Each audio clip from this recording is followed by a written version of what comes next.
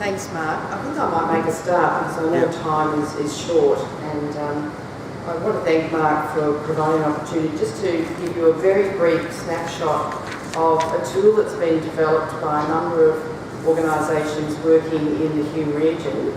But we felt that it was really important to share this information with this disability network and at your first meeting, because I guess my name is Bernadette Fraser and I work for Women's Health Golden North East in health promotion, but much of our work is around building partnerships, collaborative partnerships with organisations right across the Hume region.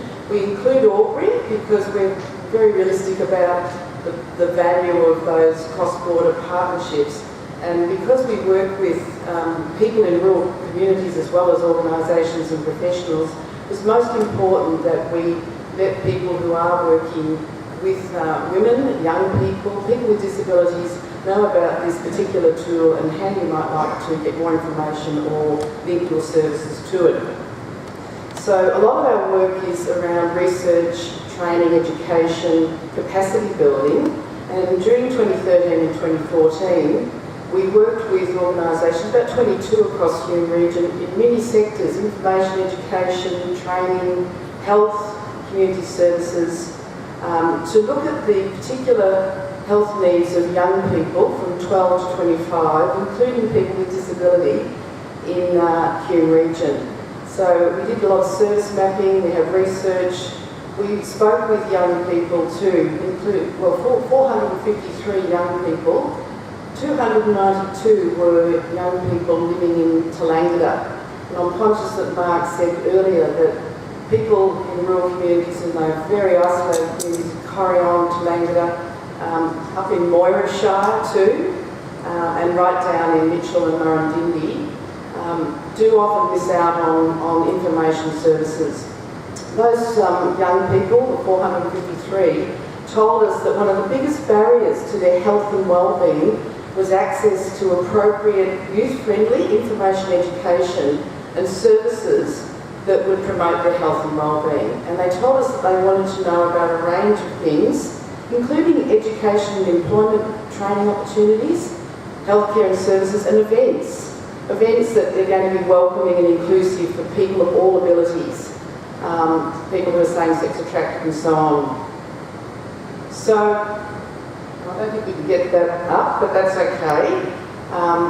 We've put together a few slides, and we may or may not be able to get those 5 slides up. There's a few handouts on your tables, but nowhere near enough, and I can provide more information through the network.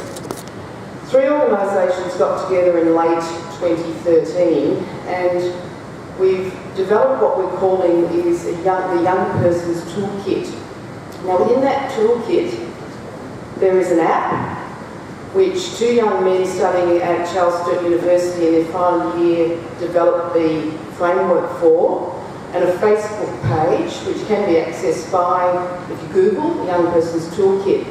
And in that toolkit, via the app, which will be launched during Youth Week, April 9th to 12th approximately, young people will be able to get information about healthcare services, community services, services such as yourself, resources that I guess may be funky and quirky, that open up some new ways of looking at health and wellbeing, and events. And we want that to be very comprehensive. So it's an opportunity for your services to link into that app and that toolkit, so that through your websites, young people living across Hume region, including young people in Albury-Wodonga, can find out about youth-friendly services across that range of information that is out there.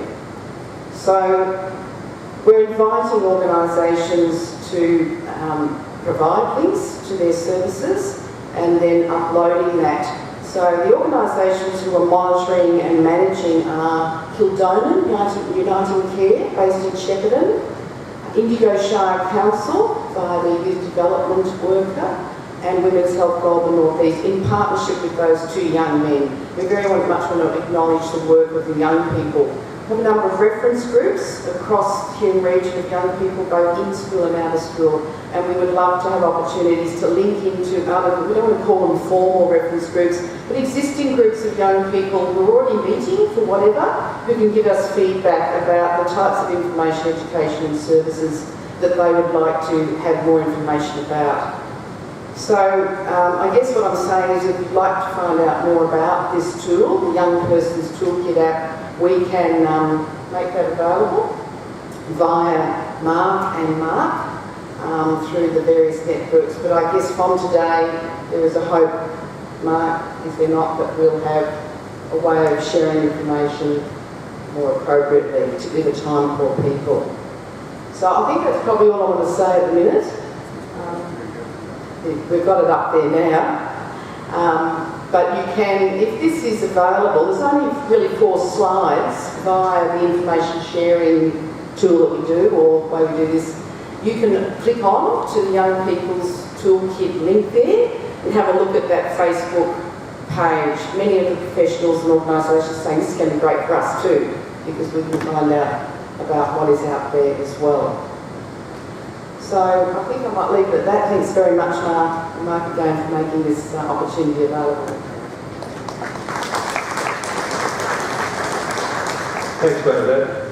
And that's sort of just, that was something I was going to talk about when I was talking about those network options that we have. This is just another version of something else about how we get that information in and out. I am really big on the app stuff, but that's just because I'm one of those guys that loves apps. And you'll find down the track that even web page stuff, it will disappear because everyone's going to their phone just clicking on app stuff. Whether we end up with an Albury Wodonga Disability Sector Network and Regions app, I don't know. I doubt it, but you never know.